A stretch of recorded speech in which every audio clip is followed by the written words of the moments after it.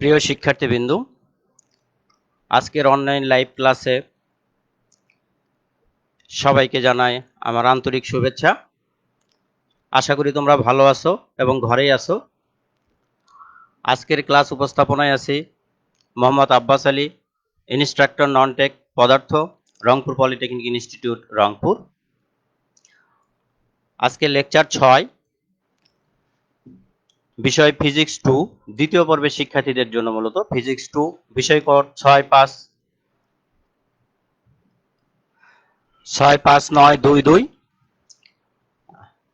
অধ্যায় 10, আপেক্ষিক তত্ত্ব অর্থাৎ থিওরি অফ রিলেটিভিটি। প্রিয় শিক্ষার্থীবৃন্দ, তোমরা কি আমাকে শুনতে পাচ্ছ? এবং যদি আমাকে শুনতে না পাও সেটা কমেন্টের মাধ্যমে জানাও। আর যদি কোনো প্রশ্ন থাকে তোমরা প্রশ্ন করবে, লেকচারের শেষাংশে ইনশাল্লাহ সেই প্রশ্নের উত্তর দেওয়ার চেষ্টা করব। আজকের আলোচনায় যা থাকছে: আপেক্ষিক তত্ত্বের সংজ্ঞা, আপেক্ষিকতার বিশেষ তত্ত্বের মৌলিক স্বীকার্যসমূহ বর্ণনা, আপেক্ষিক তত্ত্বের প্রকারভেদ, আপেক্ষিক তত্ত্ব অনুসারে দৈর্ঘ্য সংকোচন এবং কাল দীর্ঘায়ন ব্যাখ্যা, আইনস্টাইনের ভর শক্তির সমীকরণ প্রতিপাদন এবং গাণিতিক সমস্যার সমাধান। আপেক্ষিকতা চিরায়িত বা নিউটনীয় বলবিদ্যা অনুসারে স্থান, কাল বা সময় এবং ভর ধ্রুবক, কিন্তু আইনস্টাইনের আপেক্ষিক তত্ত্ব অনুসারে স্থান, কাল বা সময় ধ্রুবক বা পরম কিছু নয়, এগুলো আপেক্ষিক। গতিশীল বা স্থির কাঠামো সাপেক্ষে এগুলো পরিবর্তনশীল, একে বলা হয় আপেক্ষিকতা। চিরায়ত বলবিদ্যা অনুসারে সময় মানে স্থান, সময় বা কাল এবং ভরের সংজ্ঞা।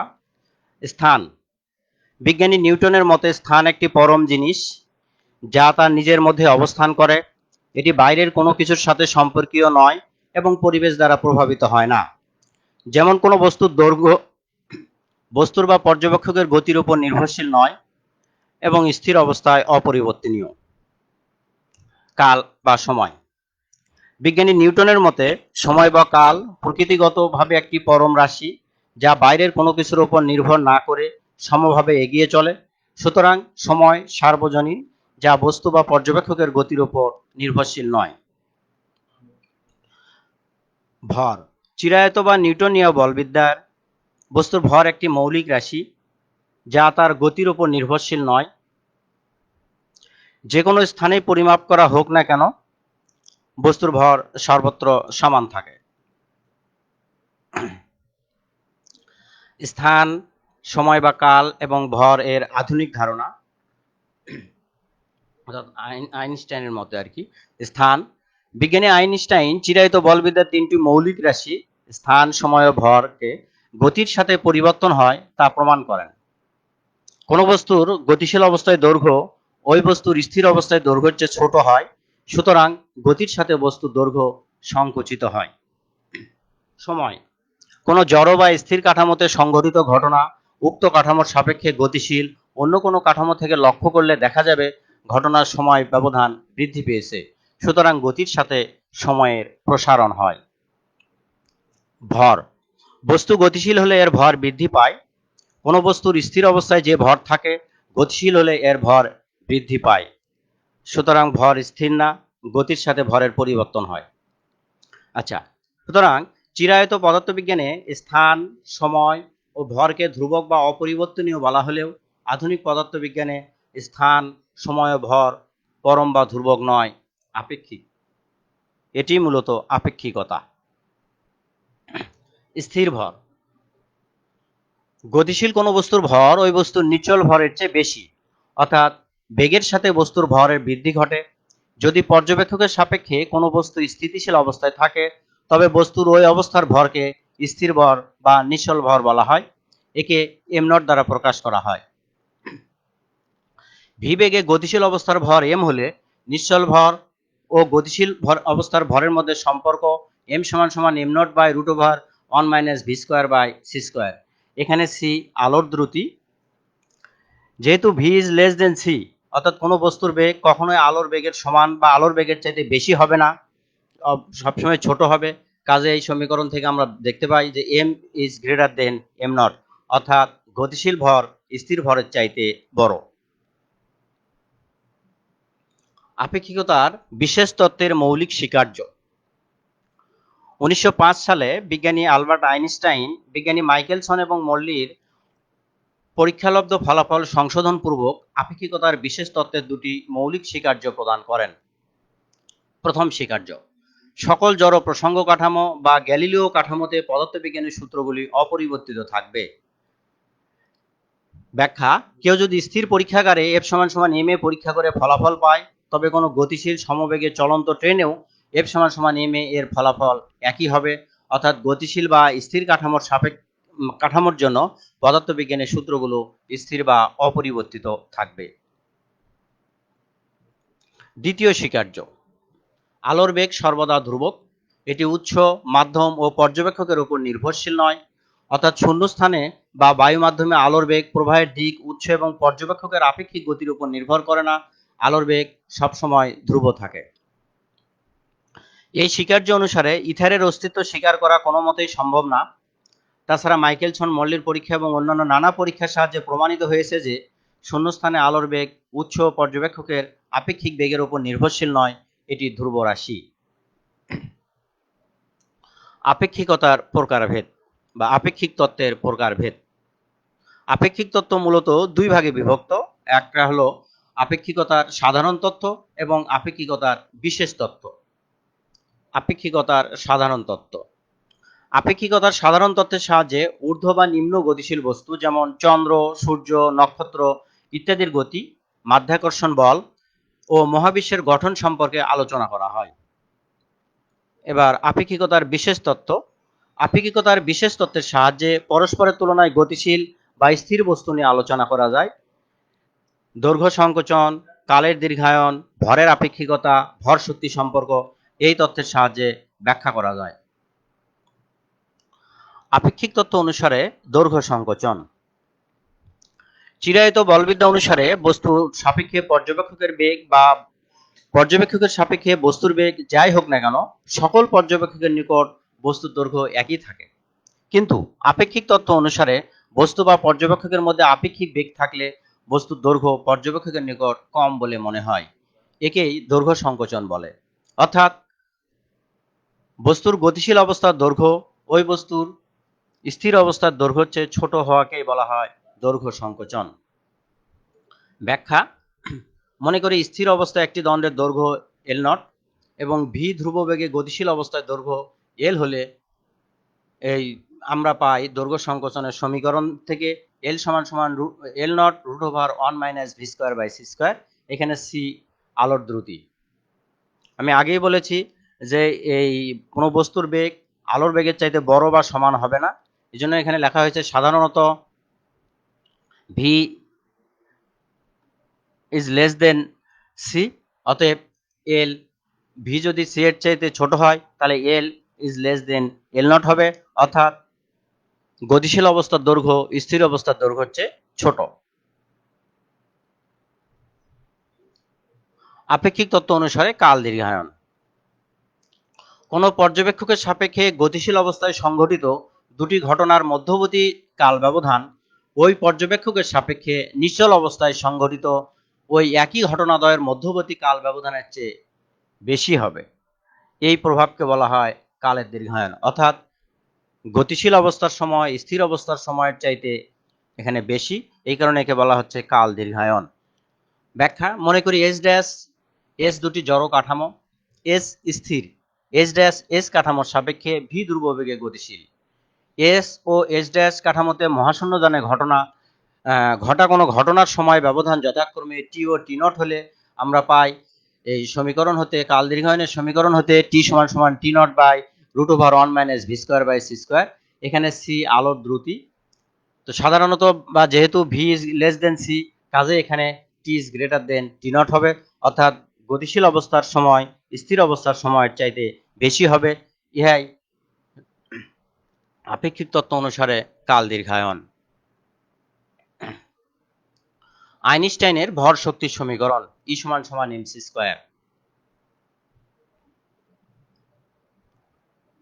এটা অত্যন্ত গুরুত্বপূর্ণ একটি সমীকরণ, পরীক্ষাতে প্রায় আসে, তোমরা একটু খেয়াল করবা আর পাশাপাশি খাতা কলম নিয়ে বসবে, লিখবে আর কি। এবং এটার জন্য কোনো সমস্যা হলে কমেন্টের মাধ্যমে তোমরা জানাবা। আচ্ছা, মনে করি এম ভরের কোনো বস্তুর উপর এফ বল প্রয়োগ করায় উহা ভি বেগে গতিশীল হয়। নিউটনের গতির দ্বিতীয় সূত্র অনুসারে আমরা পাই এফ সমান সমান D by D T of M V. এখানে এম ভি ভরবেগ, তাহলে অর্থাৎ আমরা দ্বিতীয় সূত্র আমরা জানি ভরবেগের পরিবর্তনের হার বস্তুর উপর প্রযুক্ত বলের সমানুপাতিক। সেখান থেকে আমরা এফ সমান সমান এম এ প্রমাণ করেছিলাম। অর্থাৎ এখানে এম ভি হলো ভরবেগের পরিবর্তন, আর ডি বাই ডিটি দ্বারা বোঝাচ্ছে ভরবেগের পরিবর্তনের হার সমান প্রযুক্ত বল। এখানে এখন এম ভি কে আমরা ইউভির সূত্রের সাহায্যে আমরা অন্তরীকরণ করব। অর্থাৎ ইউভির সূত্র হলো ইউ মানে প্রথমে first function M differentiation second function D V by D T plus second function V differentiation first function D M by D T, 1 number সমীকরণ। এখানে একটা প্রশ্ন আসতে পারে যে এম তো বস্তুর ভর ধ্রুবক হয়, কিন্তু এখানে আর কোনো ধ্রুব সংখ্যাকে অন্তরীকরণ করলে শূন্য হয়, কাজে এটা শূন্য হওয়ার কথা, কিন্তু এটা কেন শূন্য হলো না? এখানে এই এমটা কিন্তু ধ্রুব নয়, অর্থাৎ এই এমটা হলো গতিশীল ভর, গতিশীল অবস্থার ভর, আর এম নটটা হলো স্থির অবস্থার ভর, এম নটটা ধ্রুবক। কাজে এখানে এই মানে ডিএম সমান শূন্য হয় নাই। এফ বল প্রয়োগ করায় সরণ ডিএক্স হলে গতিশক্তির পরিবর্তন সমান আমরা লিখতে পারি কৃত কাজ সমান বল গুণন সরণ। তাহলে ডি কে সমান সমান এফ গুণন ডিএস মানে ডিএক্স। এখন এখানে এফ 1 নম্বর সমীকরণ থেকে এফ এর মান বসানো হয়েছে, M D V by D T plus V D M by D T into D X 1 number সমীকরণ হতে। এরপরে আমরা এখানে ডিএক্স দ্বারা গুণ করব, তবে গুণন করার সময় আমরা একটা বিষয় লক্ষ্য রাখবো, ডিএক্স কে সবসময় টি এর উপরে রাখবো, তাহলে আমরা এই ভি এর মানটি বসাতে পারবো। দেখো যে এম ডিএক্স বাই ডিটি লিখেছি, এই ভিটা তার পাশেই লিখেছি, প্লাস একইভাবে V D X by D T into D M. যেহেতু ভি সমান সমান ডিএক্স বাই ডিটি অর্থাৎ সরণের হারকেই বলা হয় বেগ, কাজেই এখানে ডিএক্স বাই ডিটির পরিবর্তে যদি আমরা ভি বসাই তাহলে আমরা লিখতে পারি M V D V plus V square D M. এটা দিলাম 2 নম্বর সমীকরণ। আবার ভরের আপেক্ষিকতা হতে আমরা জানি এম সমান সমান M nought root over 1 minus V square by C square. এখানে এম চলমান ভর, এম নট নিশ্চল ভর এবং সি আলোর বেগ। যেহেতু এটা রুট আছে, আমরা জানি রুট মুক্ত করতে গেলে উভয় পক্ষকে বর্গ করতে হবে, তাহলে বর্গ করি উভয় পক্ষকে, বর্গ করে আমরা পেয়েছি এম স্কোয়ার সমান সমান M nought square by 1 minus V square by C square. এখানে সি স্কোয়ার লসাগু করলাম, তাহলে আমরা পেলাম C square minus V square, উপরে তো এম নট স্কোয়ার থাকলোই, এটাকে আমরা সরলীকরণ করলাম, সি স্কোয়ারটা উপরে যাবে, উপরে উঠলো, অর্থাৎ এম স্কোয়ার সমান সমান হলো m nought square C square by C square minus V square. একে আমরা আর গুণন করব, আর গুণন করলে আমরা পাই m nought square C square minus m square v square equal m nought square C square. এই সমীকরণকে আমরা এখন অন্তরীকরণ করব, অর্থাৎ ইয়াকে অন্তরীকরণ করে পাই। একটু ভালো করে খেয়াল করো, এই অন্তরীকরণ একটু দেখে মনে হচ্ছে জটিল, কিন্তু বাস্তবে খুব কঠিন কিছু না। এখানে ইউভি ফাংশনের সাহায্যে অর্থাৎ ইউভি সূত্রের সাহায্যে অন্তরীকরণ করা হয়েছে। তো প্রথমে আমরা এম স্কোয়ার সি স্কোয়ারকে যদি অন্তরীকরণ করি, প্রথমে first function differentiation second function C square. আমরা জানি সি আলোর বেগ, একটি ধ্রুব রাশি, কাজে এখানে শূন্য হয়েছে, plus c square second function differentiation first function m স্কোয়ারকে ডিফারেন্সিয়েশন করলে আমরা জানি পাওয়ারটা সামনে আসে 2, পাওয়ার থেকে 1 বিয়োগ 2 মাইনাস 1 অর্থাৎ 2m, আর ডিএম ফাংশনের ফাংশন। এবার এই মাইনাস এম স্কোয়ার ভি স্কোয়ারকে আমরা ইউভি সূত্রের সাহায্যে অন্তরীকরণ করব, আবার মাইনাস এম স্কোয়ার, তাহলে ডিফারেন্সিয়েশন অর্থাৎ হবে ওটা কি 2 ভি স্কোয়ার মানে 2টা সামনে আসলো পাওয়ার, আর এরপরে ভি এর পাওয়ার থেকে 1 বাদ দিলে ভি হয়, এরপরে ডিভি অর্থাৎ M square into 2v D V minus, এখানে যদিও ইউভি সূত্র অনুসারে প্লাস হওয়ার কথা ছিল, কিন্তু যেহেতু সামনে মাইনাস আছে, এম প্লাসে মাইনাসে এই কারণে মাইনাস হলো, এখানে minus second function V square differentiation first function M square অর্থাৎ 2m ডিএম সমান সমান 0। এই অংশটুকু আমি আবারও বলছি, আবারও লক্ষ্য করো, এম স্কোয়ার সি স্কোয়ার, একে আমরা ইউভি সূত্রের সাহায্যে অন্তরীকরণ করব। প্রথমে m square differentiation c square, যেহেতু সি একটি ধ্রুবক এই কারণে এখানে শূন্য বসেছে, plus second function C square differentiation first function M square, m স্কোয়ারকে ডিফারেন্সিয়েশন করলে হয় 2m ডিএম, এই মাইনাস এখানে দিলাম মাইনাস। এবার এম স্কোয়ার ভি স্কোয়ারকে আমরা ইউভি সূত্রের সাহায্যে অন্তরীকরণ করব। M square differentiation V square অর্থাৎ 2v ডিভি, প্লাসে মাইনাসে minus, second function V square differentiation first function M square অর্থাৎ 2m ডিএম। এবার ডান পক্ষে M nought square C square একে ডিফারেন্সিয়েশন করব। এখানে লক্ষ্য করো এম নট স্কোয়ার একটা ধ্রুবক, এটা নিশ্চল ভর, এবং সি স্কোয়ার আলোর বেগ ধ্রুবক, অর্থাৎ ডান পাশের উভয় রাশি যেহেতু ধ্রুবক, আর কোনো ধ্রুব রাশিকে ডিফারেন্সিয়েশন করলে পাওয়া যায় শূন্য, কাজে ডান পাশে বসেছে শূন্য। বা এই m nought square sorry m square আর 0 গুণ করলে এটা 0 হয়ে যায়, কাজে আমরা এখানে লিখেছি c square into 2m dm, আর এই দুই টার্মকে আমরা ডান পাশে নিয়ে গেলাম, তাহলে হয় M square into 2v D V plus V square into 2m D M. এবার ডান পক্ষ থেকে আমরা 2m কমন নিলাম, তাহলে আমরা পাই mv D V plus V square D M. এই এই উভয় পাশ থেকে এই 2m বাদ যায়, বাদ দিলে এখানে থাকলো সি স্কোয়ার ডিএম সমান সমান mv D V plus V square D M. এটা দিলাম 3 নম্বর সমীকরণ। একটা বিষয় লক্ষণীয়, এই 3 নম্বর সমীকরণের ডান পক্ষ এবং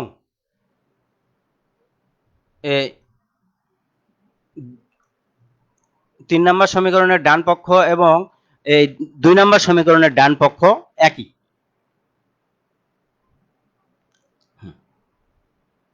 আশা করি এই অন্তরীকরণটা তোমরা বুঝতে পারছো।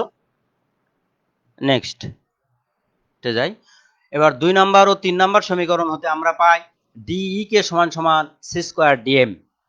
এই সমীকরণকে ই কে সমান সমান 0 হতে ই কে সমান সমান ই কে, অর্থাৎ 0 থেকে ই কে, এবং এম সমান সমান এম নট হতে এম সমান সমান এম, অর্থাৎ এম নট থেকে এম এই সীমার মধ্যে সমাকলন করি। তাহলে integration of 0 to E k into dE k সমান সমান c square integration of m nought to m dm. যেহেতু সি একটা ধ্রুব সংখ্যা, এজন্য একে ইন্টিগ্রেশনের বাইরে নিয়েছি, কারণ যেন ধ্রুব সংখ্যাকে সবসময় ইন্টিগ্রেশন বা ডিফারেন্সিয়েশনের বাইরে নেওয়া হয়। এবার এই ডি এর সাথে কিছুই নাই, মানে 1 আছে, 1 কে ইন্টিগ্রেট করলে আমরা পাই x নরমালি, তো যেহেতু এখানে চলক ই কে, কাজে এখানে 1 কে ইন্টিগ্রেট করলে আমরা পাবো ই কে। আর ডেফিনেট বা নির্দিষ্ট ইন্টিগ্রালের একটা নিয়ম হলো ইন্টিগ্রেশন হওয়ার পরে থার্ড ব্র্যাকেট দিতে হয়, এরপরে ডান পাশে নিচের দিকে দিতে হয় নিম্ন সীমা, উপরের দিকে দিতে হয় ঊর্ধ্ব সীমা। সমান সমান ডান পক্ষে আসি, সি স্কোয়ার, এখানেও কিছু নাই, মানে 1 আছে, এখানে চলক হলো m, তাহলে 1 কে ইন্টিগ্রেট করলে আমরা পাবো m। এরপর ইন্টিগ্রেট ডেফিনেট ইন্টিগ্রাল বা নির্দিষ্ট ইন্টিগ্রালের নিয়ম অনুসারে থার্ড ব্র্যাকেট, ডান পাশে নিচের দিকে নিম্ন সীমা, উপরের দিকে ঊর্ধ্ব সীমা।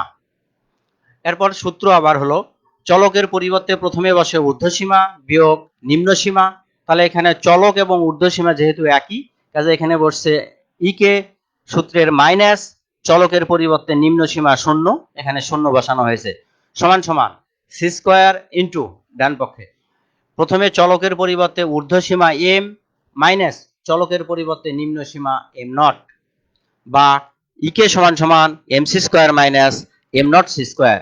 ইহা আপেক্ষিক তত্ত্ব অনুসারে গতিশক্তির রাশিমালা। এখন মোট শক্তি ই সমান সমান ই কে প্লাস ইপি, বা ই এর মান বসালাম আমরা ই সমান সমান, মানে ই কে এর মান বসাই যে এম ই সমান সমান M C square minus M nought C square plus m nought C square. এখানে minus M nought C square plus m nought C square কেটে গেল, তাহলে ই সমান সমান এম সি স্কোয়ার। ইহাই আইনস্টাইনের বিখ্যাত ভর শক্তির সমীকরণ বা ভর শক্তির সম্পর্ক।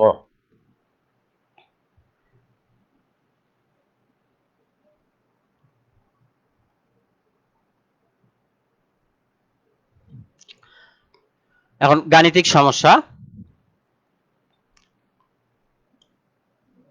এখানে গাণিতিক সমস্যার জন্য যে সূত্রগুলো লাগবে সূত্রগুলো লেখা হয়নি, মোটামুটি ওই ই সমান সমান এমসি স্কোয়ার সূত্রটাই প্রয়োজন। আর খুব বেশি মানে এখানে আমি মোটামুটি 3 নিয়মের 3টা সমস্যা আমি সলভ করেছি, আশা করি তোমরা পারবে।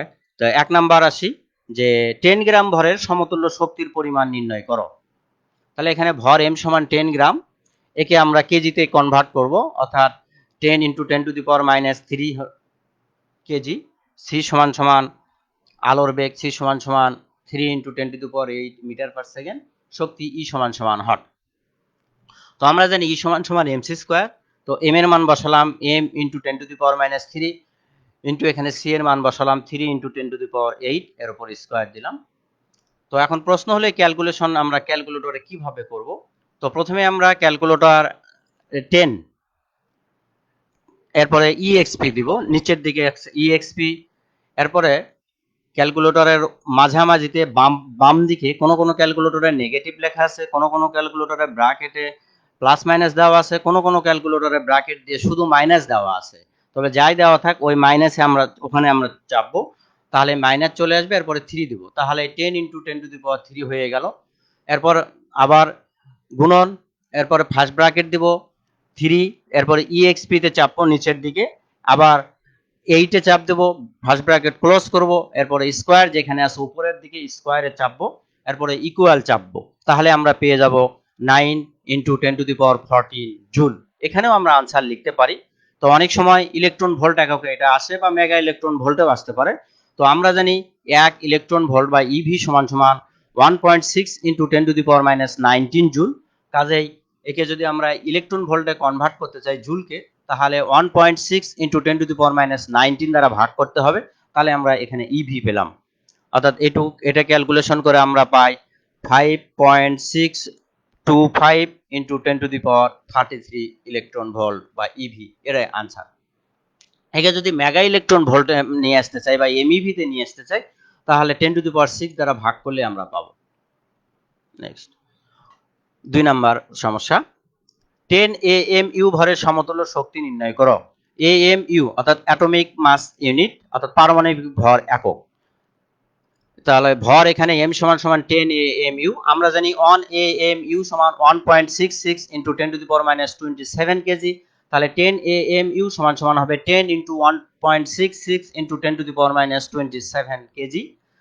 সি আলোর বেগ সমান সমান 3 × 10⁸ মিটার পার সেকেন্ড, ই সমান সমান হট। এখন আগের মতোই আমরা জানি ই সমান সমান এমসি স্কোয়ার, এখানে এম এর মান বসালাম 10 × 10⁶ × 10⁻27, এরপরে সি এর মান বসালাম। আমরা ক্যালকুলেশনটুকু ওই আগের মতোই করব। এটুকু ক্যালকুলেশন করে আমরা পেলাম 14.94 × 10⁻10 জুল। একে ইলেকট্রন ভোল্ট বা ইভিতে যদি কনভার্ট করতে চাই, তাহলে আমরা যেহেতু আমরা জানি যে 1 ইভি সমান সমান 1.6 × 10⁻19 জুল, কাজে এখানে যে এই 14.94 × 10⁻10 কে যদি আমরা 1.6 × 10⁻19 দ্বারা ভাগ করি, তাহলে আমরা ইলেকট্রন ভোল্ট পাবো। অর্থাৎ এখান থেকে আমরা ক্যালকুলেশন করে আমরা পাই 9.34 × 10⁹ ইভি বা ইলেকট্রন ভোল্ট। একে যদি মেগা ইলেকট্রন ভোল্টে নিয়ে আসতে চাই, তাহলে 10⁶ দ্বারা ভাগ করলে আমরা পাবো 9.34 × 10⁻³ মেগা ইলেকট্রন ভোল্ট আনসার। এটা অনেক সময় ইভিতেও আসতে পারে বা মেগা এমইভিতেও আসতে পারে, বা কোনো কিছু না হয়ে সরাসরি এরকমও আসতে পারে। যেভাবে আসুক আশা করা যায় এখন তোমরা এই ধরনের অঙ্কটা করতে পারবা। এখানে 10 থাক, 1 থাক, 5 এমইউ যেভাবেই থাক না কেন। 3 নাম্বার, একটি বস্তু কণার মোট শক্তি আর স্থির অবস্থার শক্তির দ্বিগুণ, কণাটির দ্রুতি কত? এখানে শর্তানুসারে দেওয়া আছে ই সমান সমান 2E0 দ্বিগুণ মোট শক্তি, তাহলে এমসি স্কোয়ার সমান সমান 2m0 সি স্কোয়ার, উভয় পাশ থেকে সি স্কোয়ার বাদ গেল, তাহলে m/m0 সমান সমান পেলাম আমরা 2। আলোর বেগ সি সমান সমান 3 × 10⁸ মিটার পার সেকেন্ড, এনে ভি সমান সমান হট। আমরা জানি m সমান সমান m0/√1 - v² c স্কোয়ার, তাহলে m/m0 সমান সমান পাবো আমরা 1/√1 - v² c স্কোয়ার। এখানে m/m0 এর মান আমরা 2 বসালাম, এরপরে আমরা এই সমীকরণকে বর্গ করলাম রুট মুক্ত করার জন্য। বর্গ করলে আমরা পাই 4 = 1/1 - v² c স্কোয়ার। একে এটা সমান সমান বা লিখতে পারি যে 1 minus V square by C square equal 1/4। এরপরে আমরা এই লাইন থেকে আমরা লিখতে পারি V square by C square সমান সমান 1 মাইনাস 1 বাই মানে 4, বা V square by C square সমান সমান এটা ক্যালকুলেশন করলে লসাগু হয় 3, 4 লসাগু, তাহলে 4 মাইনাস 1 তার মানে 3/4। তাহলে এখানে সি স্কোয়ারটা উপরে দেওয়া যায়। এরপরে আমরা উভয় পক্ষকে যদি আমরা বর্গমূল করি, যেহেতু ভি এর মান বের করতে হবে, কাজে উভয় পক্ষকে আমরা বর্গমূল করে আমরা পেয়েছি ভি সমান সমান √3/c। এখন আমরা সি এর মান বসালাম, বসাবো √3/2 ইন্টু সি হলো 3 ইন্টু 10⁸। তাহলে এটুকু ক্যালকুলেশন করে আমরা পাই ভি সমান সমান 2.6 ইন্টু 10⁸ মিটার পার সেকেন্ড। এটাই আনসার।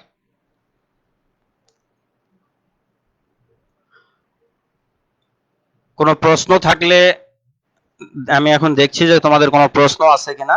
কোনো প্রশ্ন থাকলে সেই প্রশ্নগুলো উত্তর দেওয়ার চেষ্টা করছি।